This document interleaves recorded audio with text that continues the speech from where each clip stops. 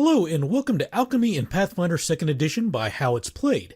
In this video I'll be discussing alchemical items such as bombs, poisons, and elixirs, including mutagens, in a general sense, and anything specifically associated with the alchemist class, such as quick alchemy and infusions, will be saved for a later class-specific video that is all about alchemists. Alchemy can be thought of as sort of the science of the Pathfinder universe. Its practice is based on principles such as chemistry, biology, and botany, but with a fantasy twist. As such, alchemical items may resemble magic items and function in much the same way, but it's important to remember that alchemy is not magic. An elixir of life may function very closely to a healing potion, and drinking liquid from a vial that instantly heals our wounds might feel like magic to our modern sensibilities, but alchemical elixirs are not magical. They do not register to spells like Detect Magic, nor can their effects be counteracted by Dispel Magic. And another important note regarding alchemical items is you do not need to be a member of the alchemist class to use or even create alchemical items. Anyone can drink an alchemical elixir or light an alchemical sunrod, not just alchemists. The alchemical crafting feat is required to create alchemical items. This process works much the same way as crafting anything else, except when you critically fail a crafting check to create an alchemical item, something bad happens in addition to you losing your spent resources as normal. The exact result is up to the GM, but will usually mean that the bomb you're creating explodes in your face or you accidentally expose yourself to poisonous chemicals. For more information about the crafting process, check out my videos on crafting. You can find links to those in the description. Also, it's worth noting that there is no alchemy skill. Instead, the crafting skill is associated with alchemical items in much the same way that arcana, nature, religion, and occultism relate to their magical traditions. Meaning, you use the crafting skill to identify or recall knowledge about alchemical items. And last, most alchemical items include the consumable trait, meaning they can only be used once and then are lost. This includes alchemical poisons and oils as well. One dose means one use. Let's take a closer look at each type of alchemical item, starting with alchemical bombs. Alchemical bombs are basically Pathfinder grenades, but they don't always deal damage, and they can take many shapes and forms. Sometimes they are ball-shaped grenades, but they could also be glass flasks or even small bags of goo. Regardless of shape, all bombs are distinguished from other alchemical items by the bomb trait and have the same basic stats when used in combat. Unless otherwise noted in their descriptions, all alchemical bombs are martial ranged weapons, meaning alchemists, barbarians, champions, fighters, rangers, and swashbucklers all have at least trained proficiency in bomb attacks at first level, and war priest clerics gain proficiency at third level. And bards, most cloistered clerics, druids, investigators, monks, oracles, rogues, sorcerers, witches, and wizards are not proficient with alchemical bombs by default. They can still use and attack with these bombs, they just do so with untrained proficiency.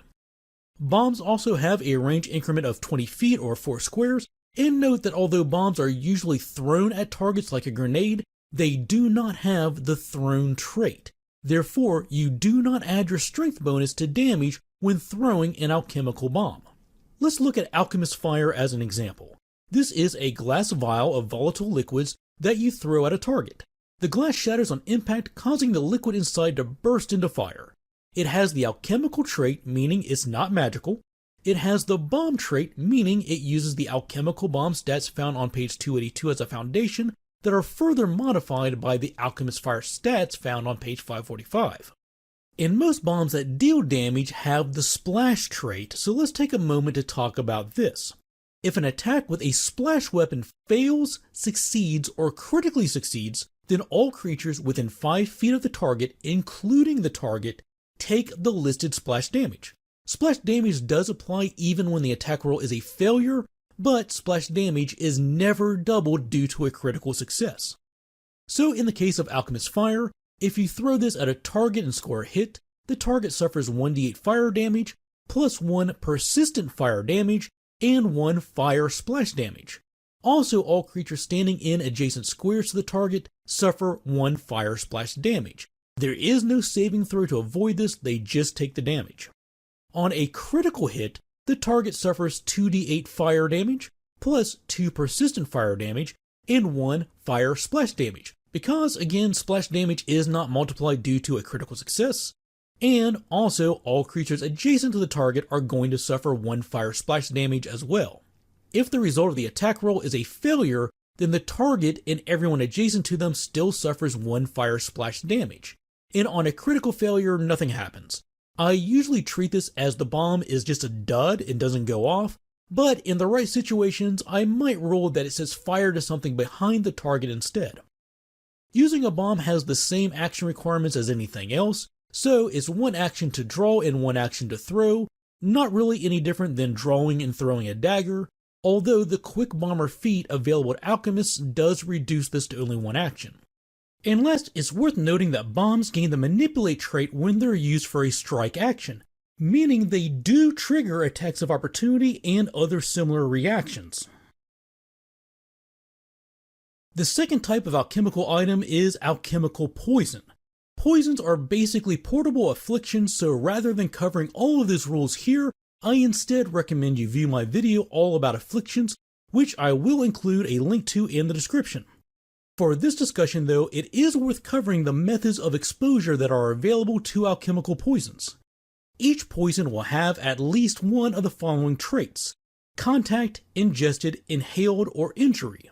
Contact poisons require direct contact with a creature's skin in order to take effect. These poisons are typically not used during combat encounters, as they cannot be applied to weapons for delivery and often have onset periods of at least 1 minute. Also, when it comes to alchemical contact poisons, they only affect the first creature to touch them.